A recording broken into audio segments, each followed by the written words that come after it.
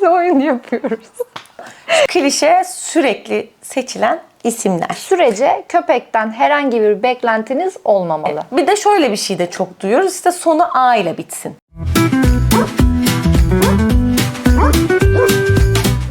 Herkese yeniden merhabalar. Köpeksel meselelere tekrardan hoş geldiniz. Bu programda her hafta köpekler hakkında doğru bilinen yanlışları, bilimsel altyapılı bilgileri ve daha da önemlisi kendi deneyimlerimizi konuşuyor olacağız. Ben Nilay. Ben de Ece. Burada amacımız doğruları konuşmak. Bizi bir çeşit cehaletle mücadele ekibi gibi düşünebilirsiniz. En azından köpeksel meselelerde.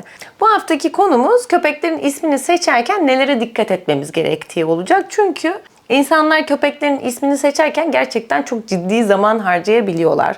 Komik mi olsun diye düşünüyorlar, anlamını tartıyorlar derken en önemli kısmı da unutabiliyorlar. O da köpekler için isimlerinin anlamının hiçbir anlam ifade etmediği. Köpekler için aslında önemli olan o ismin nasıl bir duygu barındırdığı. Yani köpekler için isim bir kimlikten çok aslında bir sinyal olarak kullanılmalı. En azından doğru kullanımı bu şekilde. Bunu daha çok açmadan ilk başta doğru isim seçimi nasıl yapılmalı birazcık bundan bahsedelim. Genellikle ismini dışarıda kullanmayı tercih ediyoruz. Özel anlarda, durdurmak gerektiğinde, çağırmamız gerektiğinde. Bu yüzden de çok uzun isimlerden de ziyade köpeğin belki tek heceli, iki heceli olacak şekilde isim seçmek ve o şekilde değerlendirmek çok daha doğru olacaktır. Ve tabii ki de yine evde olsun, dışarıda olsun kullanım amacı fark etmez. Diğer isimlerden daha farklı bir tona sahip olması. Yani örneğin mevcutta çevrenizdeki arkadaşı diğer köpeklerden ya da evinizde yaşayan diğer bireylerden çok daha farklı bir isim hecesi ya da fonetiği olmasına önem göstermeliyiz. Çünkü köpekler kelimeleri ayırt edebilirler ve benzer kelimelerle birlikte ağzınızdan çıkan herhangi bir kelime onlarda komut ifadesi de uyandırabilir. Örneğin İngilizce ya da işte yabancı dil bir şekilde köpeğinize komut uygulatıyorsanız işte İngilizce sit dediğiniz anda köpeğin adının kit gibi hecelerle başlamaması önemli. Çünkü sit ve kit karıştırılabilir. Genellikle köpekler bu karmaşa içerisinde bulunup komut uygulamasına geçebiliyorlar veya saçmalayabiliyorlar. Ev bireyleriyle olan isim benzerliğinden bahsetmiştik. Evdeki bir bireyin adı ya da kendi adınız Kaya'ysa işte köpeğinizin adının Maya olarak tercih edilmesi gibi bir örnek verebiliriz. Çünkü gerçekten heceler ve bitişler çok fazla benzer. Hatta çoğu zaman bu tarz durumlarda köpek ve evdeki diğer bireyi seslendiğinizde aynı anda dönüp baktıkları gibi durumlar da söz konusu olabiliyor. Yani çünkü dediğimiz gibi köpekler için anlamlardan çok kelimelerin fonetiği ve işte nasıl duyulduğu daha ön planda oluyor. Bunu başka bir örnek verecek olursak yani isim olmasa bile mesela dur öğretmek istiyor insanlar çoğu zaman ama dur ve otur tabii ki birbirine karışıyor ve karman çorman bir şey olmaya başlıyor. O yüzden mutlaka o fonetik kısmına dikkat etmemiz gerekiyor. Bir de şöyle bir şey de çok duyuyoruz. İşte sonu A ile bitsin gibi de bir böyle ama doğru aslında. Şehir efsanesi diyeceğim ama aslında bakırsa da doğru. Tam olarak da biraz bunu anlatmak istiyoruz şimdi. Yani aslında önemli olan şey kelimeden de ziyade kelimenin ne kadar vurgulu, ne kadar uzun bitişi. Yani örneğin işte Maya isminden örnek verdik. Maya'nın sonundaki A işte Maya diye uzatabiliyoruz. Hani o harf ağzımızdan uzunca bir şekilde çıkabiliyor. Evet. Ve bu mesela özellikle gel komutu çalışmalarında biraz avantaj sağlıyor. O ağzımızın açık olduğu hani E gibi harfler de mesela sevilen. Yani aslında ünlülerden bahsediyoruz. Bir isim seçiyorsanız sonunun ünlüyle bitmesi burada vurgulamamız gereken kısım. Freya ve Opya benimkilerin isimleri. Buradakilerin isimlerini sayacak ve değerlendirecek olursak. Biri Phoebe, bir tanesi Balkız, diğeri ise Pia. Yani aslında söylemlerine de baktığımız zaman Phoebe çok daha çağırmaya müsait ve seslenmeye müsait bir isim. Balkız çok tatlı bir isim ama Balkız yeterli bir vurguya sahip değil. İşte Pia ise Pia diye seslenebiliyoruz kolay bir şekilde. Bence evet benim de bir numaram Pia ismi olacak. 1, 2, 3 evet, gibi değerlendirebiliriz. Öyle. Ama hiçbirinin olmuyor. Kendi kendimize oyun yapıyoruz.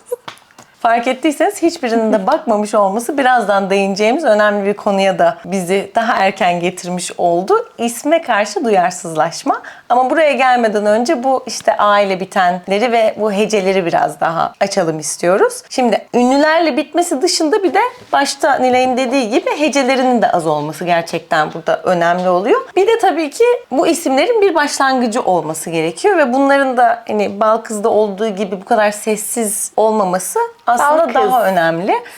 Benzer şekilde de ismin başının aslında böyle k, ş, ç gibi biraz daha vurguyla basılabilecek bir sese sahip olması da o ismi daha güçlü bir hale de getirebilir ve kulağa çok daha net gelir. O yüzden isim seçerken mutlaka bunları düşünmekte fayda var. Ama bu demek değil ki ünlüyle bitmiyor veya işte böyle bir harfle başlamıyor, köpeğim öğrenmeyecek mi ismini? Böyle bir paniğe kapılmanıza gerek yok. Çünkü tabii ki öğreniyor. Köpeğin ismini alalım. Ragnar. Bunları derken iki heceli olsun, şöyle bitsin, böyle Ragnar. Ama tabii şöyle ki Ragnar tabii ki de benim yine kişisel isteğimden kaynaklı çıkan bir isim oldu. Ama Ragnar, R aslında ben en azından telaffuz ederken R uzatarak o R'yi söylüyorum. Dışarıda da yine Rago şeklinde O ile bitirerek tamamlıyorum. İşte Rago diye sesleniyorsam mesela, oyun oynuyorsak özellikle sesli bir şekilde hani hem onu daha fazla teşvik edebilmek hem de o anın mutluluğunu daha yoğun yaşayabilmesini sağlamak için yapıyorum. Ragnar diyorsam o genellikle ev ortamındayken seslendiğim ve biraz daha fazla eğer şımarıklık yaptıysa hani daha net olmam gereken, tutarlı olmam gereken konularda ele aldığım bir ses. Biraz şey gibi bu. Nilay'cığım, Evet. Ececiğim. Bunu duyduğum anda mesela benim tüylerim diken diken olur. Çünkü yani bu bana kızılacağı sinyalidir. O yüzden hiç hoşlaşmam. Ececiğim Gibi bir durum. Evet. Evet. Bu konuda aslında bize en başta bahsettiğimiz o isme veya işte köpekler için sinyal olması gereken sese yüklenilen duygu ve anlama getiriyor. Yani bu işte negatif kullanımdan bahsetmişken insanların köpeklerine genellikle en çok yaptığı hata ismiyle olumsuz olan kalıbın birlikte kullanılması oluyor. Yani atıyorum Maya demiştik. Maya hayır, Maya yapma, Maya buraya gel gibi böyle olumsuz nitelendirilebilecek şekilde olan sıfatlarla adının bir araya getirilmesi. Bu neden yanlış? Çünkü kendi ismi aslında köpek için çok yüksek bir ödül değeri taşımalı. Bu yüzden de o güzel pozitif olan kelimenin sürekli negatif şeylerle birleşmesi haliyle köpekte iki kelimeyi bir araya getirerek iki kalıbı da olumsuz bir şekilde şartlanmasına neden olacaktır. Bir süre sonra da zaten köpekler demin gördüğümüz gibi o isimlere duyarsızlaşmaya başlıyorlar ve hani sürekli fazla kullanımla da tabii ki bu oluyor. Sürekli negatifle ve sürekli tekrar ederek kullandığımız zaman bu isimleri köpekler bakmamaya başlıyor. Çünkü önem kaybetmiş oluyor ve aslında değerli olması gereken sinyal inanılmaz böyle bir arka plan gürültüsüne dönüşmüş oluyor. O yüzden hani bir isim seçtikten sonra da negatifle kesinlikle kullanmamaya özen göstermek çok önemli. İsmini biliyor işte ama bana bakmıyor gibi zaten klasik duyduğumuz laflarda bu tür yanlış kullanımlardan kaynaklanıyor. Bir de ismini kullanıp da gel öğretmeye çalışmak veya ismi, daha doğrusu ismi bir komut gibi kullanma durumu var. Yani isim bir komut olmamalıdır hiçbir zaman. İsim gel demek değildir veya bana bak demek değildir. Tabii ki bakmasını istiyoruz, gelmesini istiyoruz ama hem negatif kullanımla hem de çok kullanımla zaten değer yitirmiş bir şeye bir de komut gibi kullanmaya başlarsak gerçekten ciddi bir problemi aslında kendimiz yaratmış ve üretmiş oluyoruz. Evet. Yani gelden yola çıkacak olursak ne yapıyor çok kişi? Maya'dan devam edersek Maya, Maya, Maya gel gel gel Maya, Maya, Maya gel gel gel Maya, yani artık bir süre sonra ay yeter yani. Mayasının da, köpeğinin de diyerek zaten köpek orada bizden tamamen kopuyor. Evet, arka ve plan. o ses tonu sürekli olarak köpeğin arka planında çaldığı zaman köpek bu sefer gerçek anlamda sahibinin ses tonuna duyarsızlaşmaya başlıyor. Yani sahibi isterse orada yerlere yatsın, isterse başka kelimeler türetsin. Ses tonu değişmediği sürece köpekten herhangi bir beklentiniz olmamalı. Şimdi isim bir komut değildir dedik. O zaman nasıl kullanmamız aslında aslında doğru olur. İlk başta birincisi köpeğin dikkatini çekeceğinizden emin olduğunuz bir anda tabii ki bunu yapmanız gerekiyor. Yani yeni parka gittiniz, işte kayışını kapalı ve güvenli bir ortamda açtınız. O ilk anda tabii ki çağırmaya çalışmayın. Çünkü bir keşfetsin, bir ne varmış, koklasın, bir koştursun, o enerjiyi atsın. Ondan sonra ilk başta yapmamız gereken en önemli şey, dikkatini bir sesle çekin. Yani el çırpabilirsiniz, ıslık çalabilirsiniz, yapabilirsiniz, öpücük yapmayın çünkü herkes öpücük atıyor köpeklere. Onun ardından ismi kullanabilirsiniz. Dikkatini çektiniz, size doğru baktı veya kulakları hareket etti, birazcık yöneldi. Oradan sonra isim gelir. İsimden sonra komutun gelmesi gerekir. Yani ses çıkarttınız, sinyal olan ve önemli, değer taşıyan ismini kullandınız.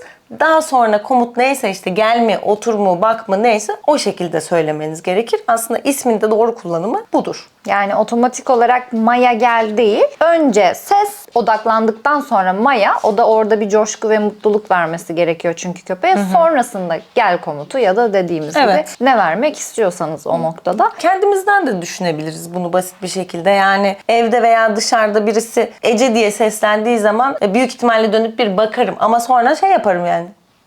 Efendim? Hani ne oldu? Çünkü daha sonra gelecek şeyi bana ismi ifade etmez. Köpekte de durum tam olarak böyle gelişiyor. Derken bu da böyle bir isim seçimi konusunun diğer bir küçük noktasına bence bizi getiriyor. Şu klişe sürekli seçilen isimler. Yani zaten Listemizde her neler yerde var? listemizde neler var? Moka var. Latte.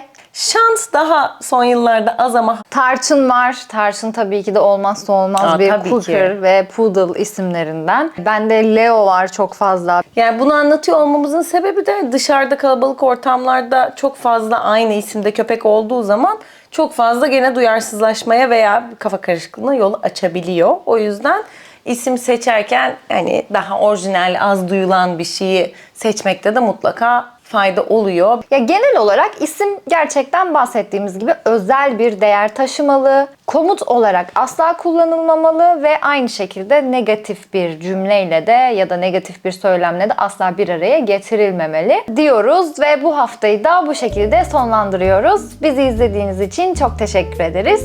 Lütfen like etmeyi, abone olmayı ve yorum bırakmayı unutmayın ve tabii ki de köpeğinizin ismini de aşağıya ekleyebilirsiniz. Haftaya görüşmek üzere. Hoşça Hoşça kalın. kalın.